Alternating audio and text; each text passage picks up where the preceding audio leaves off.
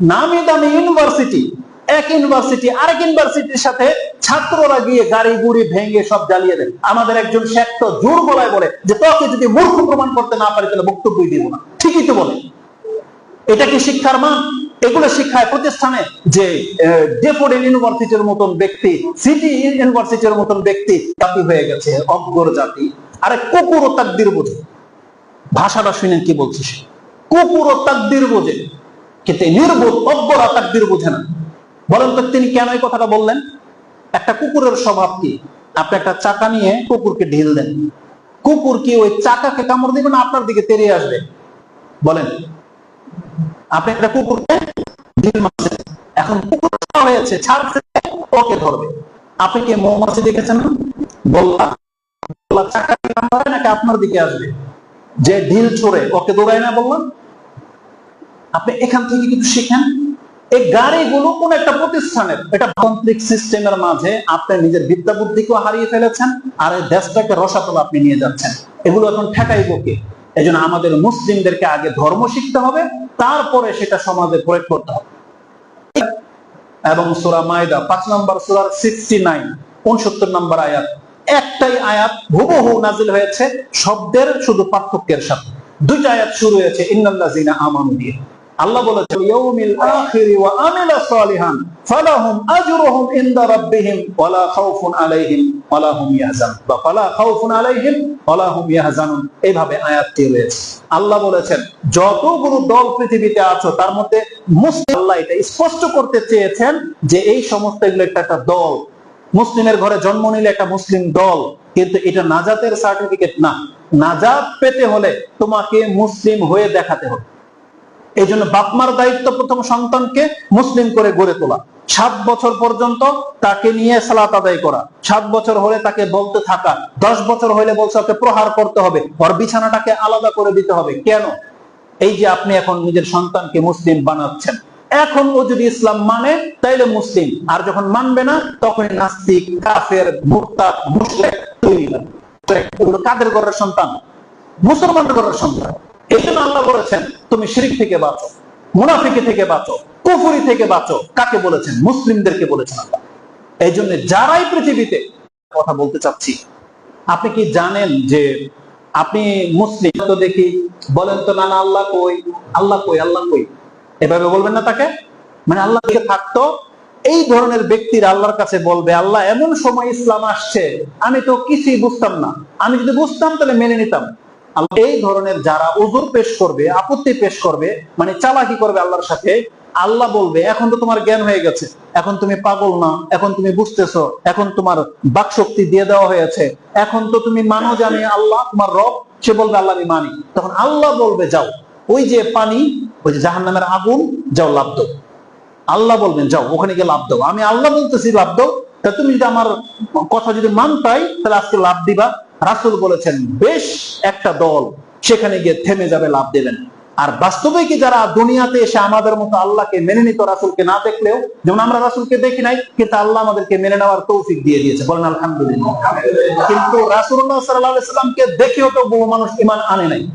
আছেন এরকম? আজকে পৃথিবীতে অধিকাংশ মানুষ কাফের। তাহলে আমি আর আপনি যে ঈমান আনলাম কিসের ভিত্তিতে? এটা আল্লাহর দয়া, এটা একান্ত আল্লাহর দয়া। আপনি বুঝতে পারতেছেন না যে ঈমানটা কত দামি। আল্লাহ তাদের সাথে কি করবেন যে ঠিক আছে তুমি যদি সত্যি ঈমান আনতা, তুমি যদি ফেরাউনের মতো না, তুমি মুসার মতো দাবি করতেছো, তো যাও লাভ দাও। এই ব্যক্তি গিয়ে জাহান্নামের কিনারায় দাঁড়িয়ে যাবে এবং বলবে আল্লাহ এই জাহান্নামের আগুন থেকে বাঁচার জন্যই তো বাহানা করেছিলাম, বাঁচার জন্য বাহানা করেছিলাম। তখন প্রমাণ হয়ে যাবে যে দুনিয়াতে এই ব্যক্তি সুস্থ থাকলেও মুহাম্মদ সাল্লাল্লাহু আলাইহি ওয়াসাল্লামকে মেনে নেওয়ার মতন ব্যক্তি ছিল না। তখন আল্লাহ বলবে একে জাহান্নামে ফেলে দেওয়া হবে। আর যারা ওই যে আল্লাহর কথা শোনা মাত্রই লাভ দিবে, যেমন আজকে হাইয়া আলা সালাহ বলা হয়, as-সালাতু খায়রুম মিনান নাওম, এই কথা শোনার পরে বিছানা ছেড়ে যারা মসজিদে চলে আসে, এই ক্যাটাগরির লোকেরা ওই জাহান্নামে আল্লাহ বলেছে লাভ দিয়ে দিবে। বুঝেন? লাভ দিয়ে দিবে, কিন্তু নিচে কি? আল্লাহর কথায় যারা আগুনে লাভ দিবে, রাসূল বলেছেন নিচে জান্নাত। কারণ আল্লাহর আদেশ মানার কারণে আল্লাহ তাদেরকে জান্নাত দিবে। এজন্য বিনা পরীক্ষায় আল্লাহ হাসরের মাঠে কাউকে ছাড়বে না। আরে হাদিস বুখারী মুসলিমের বললাম আপনাকে। আর এখন যে আয়াতটা বলবো সেটা আল্লাহ সুবহানাহু ওয়া তাআলা সূরা আনকাবুত শুরুই করেছেন এই আয়াতগুলো দিয়ে, যেটা 29 নম্বর সূরার শুরুতে আল্লাহ বলেছেন আলিফ লাম মিম আহাসিবান নাস আইয়ুতরাকু আইয়াকুলু আমান্না ওয়া হুম লা ইফতানুন ওয়া লাকাদ ফাতান্নাল্লাযীনা মিন ক্বাবলিহিম ফালা ইয়ালামান্নাল্লাহুল্লাযীনা সাদাকু ওয়া লা ইয়ালামান্নাল কাযিবিন। আল্লাহ বলেছেন মানুষ কি ভেবে নিয়েছে যে সে যদি বলে আল্লাহ আমি ঈমানদার, এই কথা বললেই তাকে ছেড়ে দেওয়া হবে, ওহুম লা ইফতানুন, আর তাকে আমি পরীক্ষা করব না যে সত্যি সত্যি ওই ঈমানদার কি মুনাফিক। আল্লাহ বলেছেন আমি পরীক্ষা করব। লাকাদ ফাতান্নাল্লাযীনা মিন ক্বাবলিহিম, আমি তাদের পূর্বের জাতিকেও পরীক্ষা করেছিলাম যে কে ঈমানদার কে ঈমানদার না, আর তোমাকে আমি পরীক্ষা করব যে তুমি কি সত্যবাদী না মিথ্যুক। এটা আল্লাহ বলেছেন। আচ্ছা বলেন তো দেখি, আল্লাহ যেহেতু বলেছেন আমি তোমাদেরকে পরীক্ষা করব, এখন আপনি কি বলবেন যেটা তো আল্লাহ হিন্দুদেরকে করবে? যেমন আজকে আমরা সবাই মুসলিম, একটা হিন্দু যদি বলে আমি ইসলাম গ্রহণ করলাম, এখন এটা সত্যবাদী না মিথ্যাবাদী, হয়তো আল্লাহ ওর পরীক্ষার কথা বলেছে। এটা কি শুধু হিন্দুদের জন্য, এটা কি শুধু নবমুসলিমদের জন্য, বরং এটা আমাদের সবার জন্য। এটা আমাদের সবার জন্য আল্লাহ বলেছেন প্রত্যেককে আমি পরীক্ষা করব। এজন্য আমি আমার মুসলিম ভাইদেরকে বলতেছি, আল্লাহ নিজে যখন বলতেছে যে তোমার পরীক্ষা চলতেছে, এই পরীক্ষাটা চলবে কতদিন পর্যন্ত? মৃত্যু পর্যন্ত। আমি আর বেশি লম্বা করবো না, শোনেন একটু। আল্লাহ বলেছে যে পরীক্ষাটা চলবে কতদিন পর্যন্ত? মৃত্যু পর্যন্ত। আপনি কি জানেন আপনার পরীক্ষাটা কি? আল্লাহ বলেছেন সেটা হচ্ছে আমার ইবাদত। কারণ আল্লাহ সুবহানাহু ওয়া তাআলা বলেছেন ওয়াবুদু রাব্বাকা হাত্তা ইয়াতিয়াকাল ইয়াকিন, তোমাকে মরার পূর্ব মুহূর্ত পর্যন্ত আমার ইবাদত করতেই থাকতে হবে। কি সমস্যা? কি সমস্যা? তো প্রচার করেন কেন? গেছে কথা আমি দেখতেছি, সবাই দেখতেছে। আমি তো বললাম যে 5 মিনিট শেষ করবো, কথা বলার দরকার ছিল না। তো কথা হচ্ছে যে আমরা সবাই পরীক্ষিত, আমাদের পরীক্ষা চলতেছে। আপনি ভাববেন না যে আপনি পৃথক। পরীক্ষা মুহাম্মদ সাল্লাল্লাহু আলাইহি সাল্লামকে করা হয়েছে, পরীক্ষা আবু বকর রাদিয়াল্লাহু তাআলা আনহুকে করা হয়েছে, ওমর রাদিয়াল্লাহু তাআলা আনহুকে করা হয়েছে, সমস্ত সাহাবায়ে কেরামদের করা হয়েছে, মক্কার কাফেরদেরকে করা হয়েছে, বর্তমানেও প্রত্যেকটা ইহুদি নাসারাকে করা হচ্ছে। তেমনি আমাদেরকে আল্লাহ পরীক্ষা করেই যাচ্ছে। আপনি কি জানেন যে 5 ওয়াক্ত নামাজের যখন আজান হয়, এই 5 ওয়াক্ত নামাজ একটা টাইম টু টাইম আল্লাহ বেঁধে দিয়েছে। এক ওয়াক্ত গেলে আরেক ওয়াক্ত শুরু হয়। এই যে ওয়াক্তগুলো যে আল্লাহর পক্ষ থেকে নির্ধারিত, এগুলো পরীক্ষা নয় তো কি? কিন্তু আপনি সেই পরীক্ষার সময় উপস্থিত হন না, এটা আপনার ব্যর্থতা। আল্লাহ আমাদেরকে পুরুষদেরকে দাড়ি দিয়ে পরীক্ষা করেছে, মহিলাদেরকে পর্দা করতে বলে পরীক্ষা করেছেন। এগুলো সব হচ্ছে পরীক্ষা। আপনাকে আমাকে আল্লাহ সন্তান সম্পদ দিয়ে পরীক্ষা করতেছেন, বিবেক বুদ্ধি দিয়ে পরীক্ষা করতেছেন। আল্লাহ আপনাকে বিবেক বুদ্ধি যেটা আপনার, এটাও কিন্তু পরীক্ষা। এটাকে আপনি কি কাজে লাগান এটা আল্লাহ দেখতে চাচ্ছে, কারণের মতো। কারণ কি যেমন সম্পদ দিয়ে পরীক্ষা করা হয়েছিল, আমাদের পয়সাওয়ালাদেরকে আল্লাহ সম্পদ দিয়ে পরীক্ষা করে যাচ্ছেন। আপনি ভাববেন না যে কোনো ব্যক্তি পরীক্ষাহীন, সবাই আমরা পরীক্ষার মধ্যে আছি। কিন্তু দুর্ভাগ্যবশত আজকে অধিকাংশ মুসলিম, ও কি পরীক্ষা দিবে? ও মুখে বলতেছে আমি মুসলিম, অথচ বার্থডে পালন করে, ম্যারেজ ডে পালন করে। ওখানে যদি গান বাজনা হয়, এখানে সব মুসলিম পোলাপান। আরে দুর্ভাগ্যবশত বলতে হয়, কত লাঞ্ছিত জীবন আমরা দেখতে পাচ্ছি যে আজকে ভোটাভুটিকে কেন্দ্র করে একটু গদির জন্য হিন্দুদের মূর্তি পূজা হয়, সেখানেও মুসলিমদের ভিড়। এর চাইতে কি জঘন্য কোনো পাপ আছে পৃথিবীতে? মূর্তি পূজার চাইতেও জঘন্য কোনো পাপ আছে? তাহলে সেখানে মুসলমানরা কেন যাবে? কেন যাবে? অথচ এই ব্যক্তি কি বোঝে যে এটা তার পরীক্ষা চলতেছে? সুবহানাল্লাহ। যেখানে আমরা একটা মুসলিমকে পূজার সময় লাড্ডু খাওয়াটাকে হারাম বলি, আর সেই ক্ষেত্রে মুসলিম হয়ে দাড়ি টুপিওয়ালা হয়ে আপনি স্টেজে উঠে বসে আবার আলহামদুলিল্লাহ বলেন। আস্তাগফিরুল্লাহ ওয়া আতুবু ইলাইহি। তাহলে এরা কোন ধর্ম শিখছে? নিঃসন্দেহে আপনি জেনে নেন এটা কোরআন সুন্নাহর ধর্ম নয়, এটা তাদের বিবেক প্রসূত জিনিস, এটা তাদের ডুবাবে এবং আল্লাহ তাদেরকে লাঞ্ছিত করবে যদি তারা তওবা করে। জেনে নেন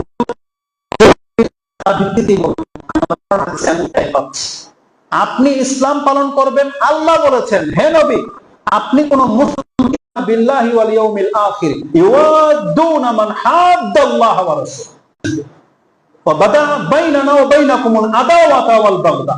আমরা তোমাদের সাথে সম্পর্ক ছিন্ন করার ঘোষণা করলাম যতক্ষণ পর্যন্ত তোমরা আল্লাহর প্রতি ঈমান না নিয়ে আসবে।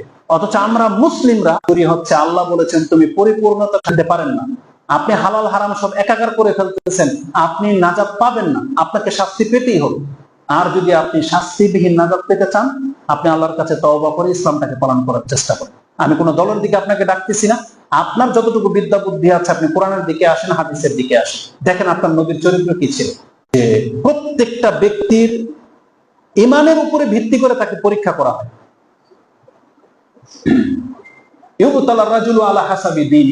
প্রত্যেকটা ব্যক্তির দিনদারিত্ব মানে দিনদারিত্ব তার কতটা যোগ্যতা রাখে ওই হিসাবে তাকে পরীক্ষা করা হয় আল্লাহর পক্ষ থেকে। আস্তাগফিরুল্লাহ বলে আরেকটা মহিলা ভয় পড়ে না, দুইজনে কি মুসলিম, দুইজনই মুসলিম দাবি করতেছে। একজন 5 ওয়াক্ত নামাজি ব্যক্তিও নিজেকে অপরাধী মনে করতেছে যে আমি নাজাত পাবো কি পাবো না, ভয় পায়। আরেকটা বেনামাজি, ওর কোনো পরোয়াই নেই, দুইজনই দাবি করতেছে মুসলিম। আমাদের সমাজে এত কিছু অপরাধ বেড়ে যাচ্ছে, একটা মুসলিমের কষ্ট হয়, আরেকজনের কিছুই ফিল হয় না যে ওদের তারা করুক। আপনার সমাজ একটা পার্ক হবে, সেখানে পুরুষ মহিলা একাকার জেনার মতো লিপ্ত হচ্ছে, একটা মোটরসাইকেলের পেছনে একটা যুবক উলঙ্গ মহিলাকে নিয়ে রাইড করে বেড়াচ্ছে, একজনের কষ্ট হচ্ছে আরেকজনের কিছুই হয় না, অত দুজনেই মুসলিম। কেন হয়েছে এটা? এটাই হচ্ছে নিয়ম। যার দিনের দরদ আছে, যেই ব্যক্তি ইসলামটাকে পালন করতে চায় তার কষ্ট হবে, এই সমাজ তার কাছে সংকীর্ণ মনে হবে। একজন সিগারেটের গন্ধ সহ্য করতে পারে না, আরেকজন সিগারেট টানছে, দুইজনই মুসলিম। আপনি বিষয়টাকে বোঝার চেষ্টা করেন। আল্লাহ দুইজনের সাথে কি একই আচরণ করবেন? এই কথাটা আল্লাহ কোরআনে বলে দিয়েছে।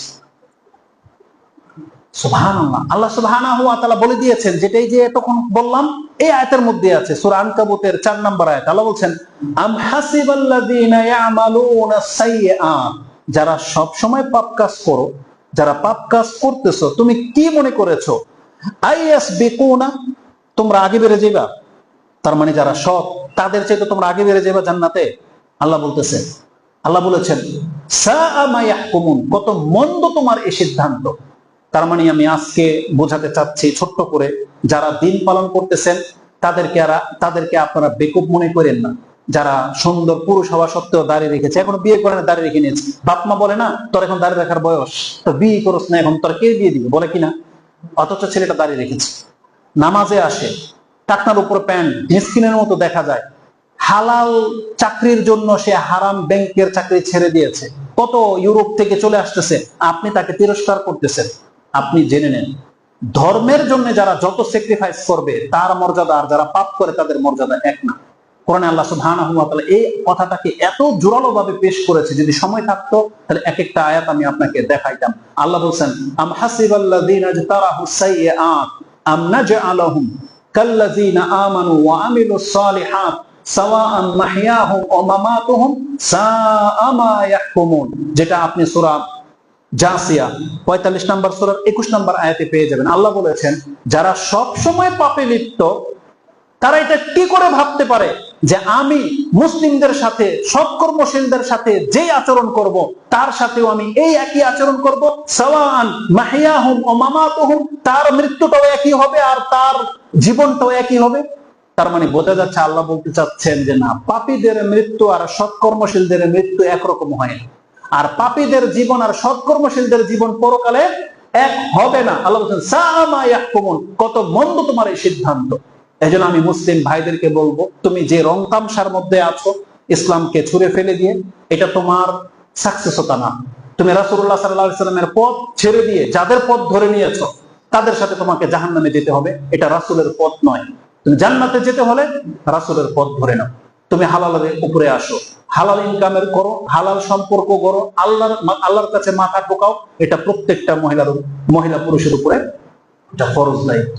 ইসলাম পালন করা ছাড়া আমরা কেউ নাজাত পাবো না, আপনি কথাটাকে বিশ্বাস করার চেষ্টা করেন, এটাই কোরআন হাদিসের দাবি।